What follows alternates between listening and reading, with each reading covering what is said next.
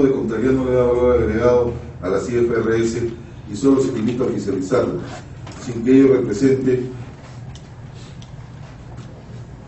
adaptar esquinas a la realidad y soberanía. Esta pregunta es difícil de responderla, pero quisiera explicarle lo siguiente. La actitud del IASB cambió. En el año 2000, tenemos 10, 9, 8, 7. En el año 2007, el presidente en ese momento del IASB, el señor David Tweedle, inglés, el presidente del IASB, tenía un discurso, ahora ya no es el presidente del IASB, pero tenía un discurso del tipo que está contenido en el prefacio de las normas internacionales. Orienten sus normas tratando de acercarse a la NIIF, es importante revisarlas, ver periodos de adaptación, etc. Hace un año, en el evento de Brasil, el mismo IASB decía, olvídense de estar adaptando cosas. Ustedes tienen que adoptar las normas internacionales de información financiera. Entonces, yo no creo que haya un tema de soberanía, no deberíamos tomarlo en ese sentido, porque tampoco aplicamos la soberanía para adoptar la laparoscopía para operar, ¿verdad? Simplemente pensamos, ¿esto es bueno para el ser humano en el Perú? Sí es bueno, ok, adoptemos. Pensemos lo mismo respecto de esto. Hay un tema de realidad. La propia excepción a las normas 27 y 28 en la aplicación del método de participación patrimonial así lo demuestra. La propia homologación para el tratamiento de participaciones de los trabajadores que se basan cuando se basan en una renta tributaria para adecuarlo a lo que establece la norma 12 respecto al impuesto a la renta, también demuestra que hay particularidades que debemos tratar. El Consejo Normativo de Contabilidad, por último, me parece que hace una labor fantástica, inclusive cuando se equivoca. Me parece que es fantástica. Me parece que tenemos un contador general de la nación de lujo, que honra a mi profesión, siempre lo digo, que ojalá se quede. Creo que al único que habría que sacar del Consejo Normativo de Contabilidad es a la CONACEP. Las normas internacionales son introducidas en nuestro país en base a necesidades foráneas. Por otro lado, nuestro empresariado es subdesarrollado y no valora la importancia de la preparación y presentación de los estados financieros de allí, que sus necesidades son tributarias. ¿Qué opinión tengo respecto de esto? Es evidente que la presión tributaria jala mucho el quehacer contable. Eso es evidente. ¿Cómo hacemos para demostrarle a ese pequeño empresario que vale la pena que se adecue a un modelo contable distinto? ¿Cómo hacemos para explicarle que podría ser que cuando vaya al banco ya no le siga cobrando el 20% de interés anual, sino que sobre la base de calidad de información le cobre auditada, probablemente, por alguien en serio, probablemente le cobre el 15% o el 16%. ¿Cómo hacemos para demostrarse? Si pudiéramos demostrar eso, sería sensacional.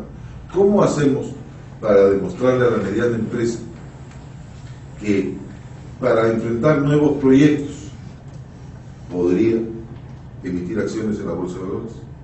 Y para emitir acciones en mercados públicos requeriría información. Y eso le permitiría captar recursos a un costo financiero más bajo. ¿Cómo hacemos para mostrar que eso es verdad? ¿Cómo hacemos para demostrarle a la sociedad en general que si aplicáramos NIC SP, las NIC del sector público, eso representaría un elemento fortísimo para enfrentar a la corrupción? ¿Cómo hacemos para explicarle al Estado que cuando entrega activos en concesión, que son activos de todos nosotros, cómo hacemos para decir necesitamos asegurarnos que aquel concesionario que está administrando o gestionando nuestros activos tenga la capacidad financiera para responder por ellos? ¿Cómo hacemos para que el Estado entienda que aquel que contrata con el Estado debería presentar información financiera de calidad, si acaso coincidimos en que esa calidad es de la NIF y que debería además presentar, bajo ciertos límites, estados financieros auditados. Si yo voy a contratar con el Estado y le voy a vender 6 millones de medicinas, yo quiero asegurarme que ese proveedor tiene capacidad financiera para hacerse cargo, por ejemplo, de que yo le devuelva 3 millones porque la medicina no está fallada, o para hacerse cargo de una contingencia del tipo, su medicina está fallada, digamos, dañada, y por eso ha ocasionado una muerte. Hágase responsable civilmente. ¿Cómo hacemos como Estado para asegurarnos eso? Yo creo que la información financiera de calidad auditada ayuda para ello. ¿Por qué no debe haber participaciones diferidas? Porque el DIASB no entiende, sí debe haber, pero no entiende. El Consejo Normativo le ha contestado y le ha dicho, compadrito, estás equivocado, déjame explicarme. Esto es así, asá, asá, asá. Claro, el Consejo Normativo solito, CONACYT, no ha participado porque CONACYT no entiende de qué se trata. ¿Cuál es la diferencia entre un pasivo contingente de una provisión? El término pasivo contingente, a pesar de que no hemos cambiado norma 37, ya está siendo cuestionada. Si es contingente, no es pasivo. Si es pasivo, no es contingente. Una contingencia que tiene la calificación de probable es un pasivo. Es decir, que es más probable que improbable, porque así tenemos los contadores, somos bien inteligentes. Es más probable que improbable que fluyan fuera de la entidad recursos que incorporan beneficio económico. Entonces, ahí estoy frente a un pasivo. ¿Sí? Ese pasivo, en tanto sea de monto u oportunidad inciertos, corresponde a un pasivo del tipo provisión. Entonces, el término pasivo contingente está mal. Hay contingencias que podrían dar lugar a activos y contingencias que podrían dar lugar a pasivos. Todavía no tomo la foto, por favor. ¿Cuál es la diferencia entre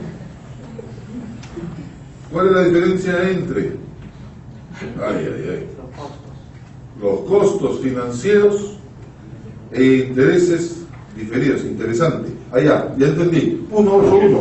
Hoy he hecho varias preguntas. Esto podría ser motivo de una consultoría. 181, costos financieros, y 373, intereses diferidos. Costo financiero. 18. Servicios contratados por anticipado. Es decir, pago el interés por anticipado, pero se devengará con el transcurso del tiempo. La 373 fue puesta para complacer, junto con M. ¿Por qué para complacer? Porque la norma 17, mis colegas se han acostumbrado a contabilizar una operación de arrendamiento financiero, incluidos los intereses contenidos en las cuotas, los ponen en el activo, ahora 373, y los ponen en el pasivo. Para efectos de presentación ya sabemos que eso es un neto. Entonces la 373 está para complacer. Eso por un lado. Me parece que ahí hay una división. Así es. Además, ese es lo primero. Y además tenemos la otra cuenta que es chéverísima. 3732. Intereses no devengados en medición a valor descontado. ¿Qué tal si compro existencias? Ya hay costo de financiación incluido. Debo distinguir componente de existencias, componente de intereses. Para maquinaria y equipo está en la norma 16 también. Está en la norma 40 para propiedad inmobiliaria. No sé cuál otra. En la norma 38 para intangibles. Cuando hay que distinguir entre componente financiero y componente comercial y estoy adquiriendo un bien, ahí se usa la 3732. ¿Cuál es la diferencia entre las 111 inversiones mantenidas para negociación versus 112 inversiones disponibles para la venta? Es la diferencia. Esto corresponde a dos clasificaciones de activos financieros a que se refiere el párrafo 9 de la norma 39. Hay 4 categorías de activos financieros. Una inversión mantenida para negociación se mide a valor razonable sí o sí, y los cambios son los resultados. Una inversión disponible para la venta es aquella que fundamentalmente no calza las otras 3 categorías. En el tema de instrumentos financieros tenemos mucho concepto del tipo otros. ¿Por qué? porque el mercado de instrumentos financieros es tan movible, tan creativo, tan innovador, que podría aparecer algún instrumento financiero que podríamos no haber discutido. Entonces, inversiones disponibles para la venta, sus efectos se miden directamente en el patrimonio, para lo cual se ha creado unas subcuentas de las 56 a un detalle. Entonces, conceptualmente son distintos. ¿Qué significa mercadería manufacturada y productos terminados manufacturados? Si la mercadería corresponde a un bien manufacturado, es una mercadería manufacturada. Compro latas de conservas para venderlas, esa es una mercadería manufacturada. Productos terminados manufacturados, fabrico latas de conserva, ese es un producto terminado manufacturado. Lo que ocurre es que ahora las existencias distinguen por origen. Entonces, rápidamente, productos manufacturados, productos de extracción terminados, productos agropecuarios y piscícolas terminados. Entonces ahora distinguimos por origen. ¿Por qué esta distinción que en las modificaciones propusimos al Consejo Normativo eliminarla? Porque esta es una de las críticas a la frondosidad del Plan Contable General Empresarial, cosa que no fue aceptada por el Consejo Normativo. ¿Pero por qué esto? INEI. El INEI fue uno de los actores a propósito del consenso, de los acuerdos a que se refería Martín. En efecto, cuando se hizo el Plan Contable General Empresarial, el INEI fue un actor importante. Muy poquito, yo para terminar entonces, de las preguntas, espero haber respondido las 18 preguntas de mi último colega al final. Solamente decirles de que este tema de las NIF permanentemente nos anda retando. Hasta la versión 2003, casi yo podía decir qué párrafo había que leer para resolver una pregunta. Muchas veces mentía, por cierto, pero que me escuchaban no se daban cuenta. Pero hoy es imposible. Hoy tengo que andar con mi librito, porque si no ando con mi librito, esto se me complica demasiado. Y en realidad, para una conferencia de este tipo, aunque no me crean, he visto mis normas de 2005. He visto mis normas de 2009 por la resolución del Consejo Normativo y he visto mis normas del 2010 por la de CONACEF. O sea que esto está pero complicadísimo. Por eso es que, a propósito de las últimas 10 preguntas, cuando tengo que cobrar honorarios para opinar sobre mí, tienen que ser pues altos, ¿no? Muchas gracias.